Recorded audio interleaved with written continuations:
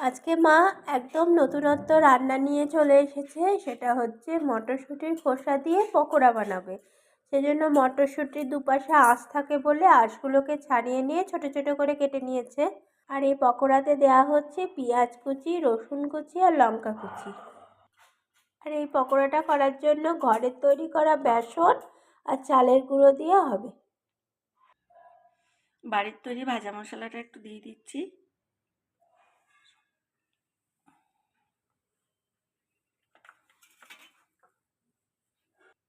আর দেওয়া হচ্ছে পরিমাণ মতন হলুদ আর পরিমাণ মতন লবণ।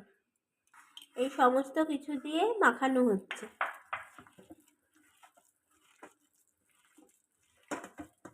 তেল গরম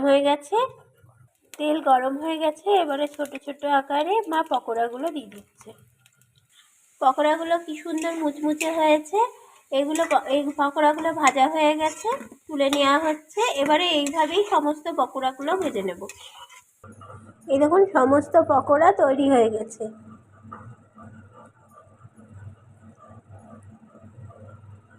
হলো না খুব সুন্দর?